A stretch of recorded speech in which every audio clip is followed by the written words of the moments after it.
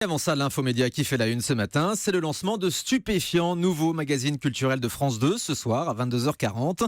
C'est un vrai pari pour la chaîne alors que les émissions qui parlent de culture à la télévision ont de plus en plus de mal à convaincre les téléspectateurs. On va voir ça avec Jérôme Ivanichenko, notre expert média. Bonjour. Bonjour Thomas. C'est donc un pari que va devoir relever la journaliste Léa Salamé qui va présenter ce nouveau magazine. Oui, c'est sur ses épaules que repose ce nouveau mag. On l'avait découverte dans l'exercice de l'animation de débat, c'était sur iTélé. On l'a connue en polémiste chez Laurent Ruquier ces 2 dernières saisons. On la découvre depuis plusieurs semaines en intervieweuse dans l'émission politique de France 2. Et la voilà désormais aux commandes d'un programme hebdomadaire de deuxième partie de soirée, toute seule. Et sa mission n'est pas facile. Elle va devoir incarner la culture chaque mercredi à un horaire très compliqué à partir de 22h40. Une case un peu maudite, souvenez-vous, c'est celle sur laquelle Frédéric Lopez s'est cassé les dents la saison dernière avec Folie passagère.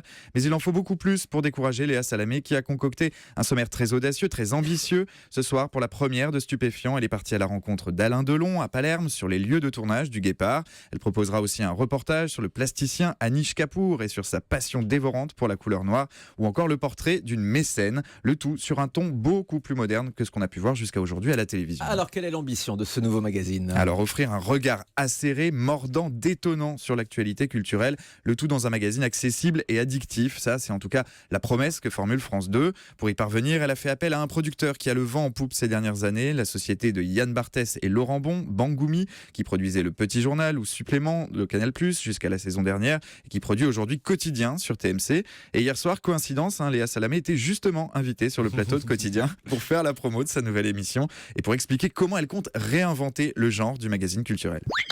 C'est pas du divertissement, c'est de la culture. La culture, ça ne marche pas en télévision. Et là, on va essayer de... Comment vous dire ? C'est un pari pour Laurent Bon, le producteur, c'est un pari pour moi, c'est un pari pour toute cette équipe, d'essayer de faire quelque chose d'intelligent, de haut de gamme, mais pas seulement, aussi de populaire, aussi d'insolent, aussi de différent. Et pour ça, on parie sur des reportages longs. En fait, en général, quand on parle de culture, on fait quoi ? On met un présentateur, on met 3-4 chroniqueurs qui vont nous dire, bon alors, le dernier livre, moi je l'ai trouvé bof, faut aller voir ce film, etc. C'est pas ça. C'est de l'image avec une écriture très électrique.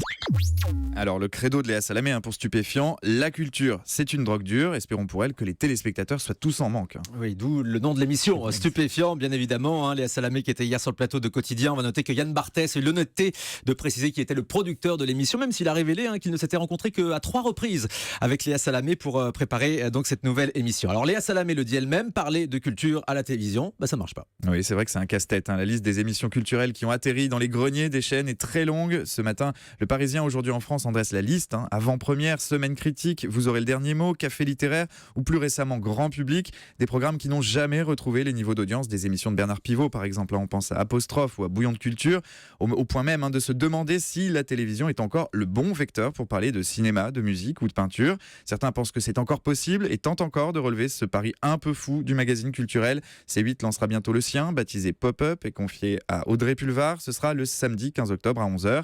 Avant d'être un problème d'audience, c'est avant tout une question d'image. C'est d'autant plus vrai pour une chaîne du service public, surtout pour la première d'entre elles. Cette mission, France 2 ne peut tout simplement pas la refuser. Et avec Stupéfiant, elle compte même nous rendre complètement accro. Merci beaucoup Jérôme Ivanichenko pour cet éclairage Stupéfiant. Donc ce soir 22h40 sur France 2. Et puis une autre nouvelle émission arrive ce soir à la télévision en prime time, cette fois sur M6. Ça s'appelle Dossier tabou avec Bernard de la Villardière qui va s'intéresser à la place de l'islam en France. L'émission est déjà accusée d'être un petit peu sensationnaliste. Alors Bernard de la Villardière viendra s'en expliquer ce matin sur Europe 1. À tout de suite.